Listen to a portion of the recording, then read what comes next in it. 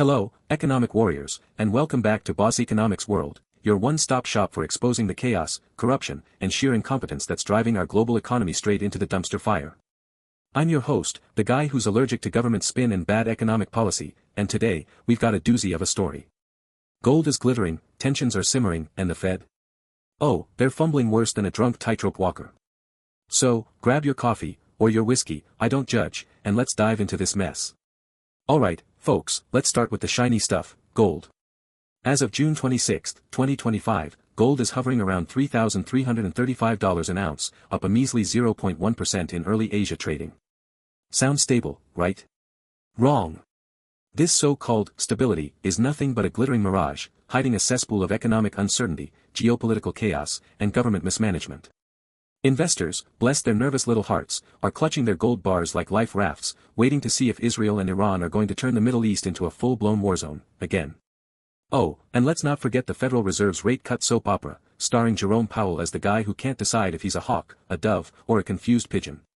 But here's the kicker, folks, President Donald Trump, back in the White House and swinging his tariff hammer like a caffeinated Thor, is out here saying the Israel-Iran conflict is effectively over, but could maybe start soon. Gee, thanks, Don.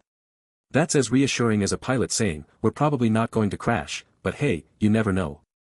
And while Trump's busy playing geopolitical Nostradamus, he's also reportedly plotting to fire Powell and replace him with a Fed chair who'll cut rates faster than a Black Friday shopper swiping a credit card. The Wall Street Journal says this could happen by September or October 2025. Great. Just what we need, more political meddling in monetary policy. Because nothing screams economic stability like the president strong-arming the Fed, right? Now, let's zoom out and look at the bigger picture. Gold has rallied over 25% this year, but the party's losing steam. Why?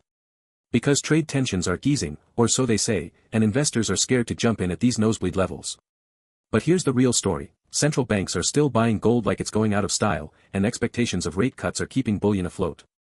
So, what's the problem? Oh, just everything else in the economy, courtesy of our fearless leaders. Let's dig deeper, shall we? First up, let's talk about the Israel-Iran tensions. Trump's out here claiming victory, saying officials from the US and Iran are meeting next week, June 30th to July 6, 2025, to, what, exactly? Sip tea and sing kumbaya? Please. This is the same administration that's been saber-rattling for years, slapping sanctions on Iran like they're handing out parking tickets, and cozying up to Israel while pretending to be a neutral broker.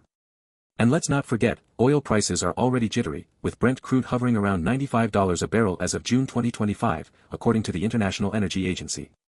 If this conflict reignites, we're looking at oil spiking to $120 or more, which will jack up inflation faster than you can say, supply chain crisis. But here's the real crime, folks, these geopolitical messes aren't accidents. They're the predictable result of governments playing chess with people's lives while funneling trillions into military budgets instead of, oh, I don't know, fixing our crumbling infrastructure or investing in clean energy. According to the Stockholm International Peace Research Institute, global military spending hit a record $2.5 trillion in 2024, with the US alone accounting for 38% of that. Meanwhile, the World Bank says global poverty is rising again, with over 700 million people living on less than $2.15 a day. But sure, let's keep pouring money into tanks and drones while the economy burns. Now, let's pivot to the Federal Reserve, because oh boy, are they a hot mess. Jerome Powell, the ringmaster of this circus, is out here saying the Fed is struggling to figure out how Trump's tariff agenda will affect consumer prices. Struggling? Really? Here's a tip, Jerry, tariffs are taxes, and taxes raise prices. It's not rocket science. According to a 2025 study by the National Bureau of Economic Research, Trump's previous tariffs, 2018 to 2019, cost U.S. consumers an extra $40 billion a year, and his new 2025 tariff threats, up to 60% on Chinese goods, could double that. But sure, keep struggling to figure it out while inflation creeps up like a thief in the night. And speaking of inflation, Powell's also hinting that muted inflation might lead to earlier rate cuts. Let's unpack that, shall we? The Consumer Price Index, CPI, for May 2025 was 2.3%, according to the Bureau of Labor Statistics, barely above the Fed's 2% target. Sounds good, right? Wrong. Core inflation, which strips out volatile food and energy prices, is still at 3.1%, and shelter costs, aka rent and home prices, are up 5.2% year over year. So, while Powell's out here patting himself on the back, regular people are getting crushed by housing costs, and small businesses are drowning in high interest rates. But hey, at least gold investors are happy, because lower rates mean more cheap money chasing non-yielding assets like bullion. Oh, and let's not forget Trump's plan to fire Powell. This isn't just a personnel change, folks, this is an attack on the Fed's independence. If Trump gets his way, we could see rates slashed to zero, or even negative territory, while the economy overheats, leading to a repeat of the 1970s stagflation nightmare. According to the International Monetary Fund, global debt levels are already at a record $305 trillion as of Q1 2025. Lower rates might juice the stock market for a hot minute, but it'll also inflate that debt bubble until it pops, leaving us all holding the bag. Now, let's get to the heart of the matter, government mismanagement. Gold's rally, the Fed's fumbles, the geopolitical chaos, it all comes back to one thing: governments are terrible at running economies. Look at the US debt, folks. According to the US Treasury Department, the national debt hit $36 trillion in June 2025, up from $31 trillion just 2 years ago. That's a 16% increase in 2 years, and for what? Tax cuts for billionaires, endless wars, and corporate bailouts, while Social Security and Medicare are on the chopping block. The Congressional Budget Office projects that interest payments on the debt will hit $1.7 trillion annually by 2030, more than we spend on defense or healthcare. But sure, let's keep kicking the can down the road. And it's not just the US, folks. The Eurozone's no better, with Germany teetering on the edge of recession, again, thanks to its obsession with austerity.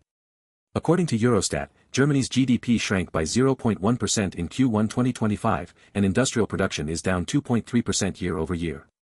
Meanwhile, China's property bubble is still imploding, with Evergrande's collapse dragging down the economy. The People's Bank of China says bad loans in the real estate sector hit $1.2 trillion in 2024, and defaults are still rising. But hey, at least their central bank is buying gold, right? This is the real story, folks. Governments across the globe are driving us into a ditch, and they're using our tax dollars to do it. They're propping up failing systems, bailing out cronies, and ignoring the structural problems, like inequality, climate change, and deindustrialization, that are the root causes of our economic woes. And when the recession hits, and it will, mark my words, they'll blame external shocks like Iran or China, instead of their own incompetence. So, what's the takeaway, economic warriors? Gold might be steady now, but it's a ticking time bomb.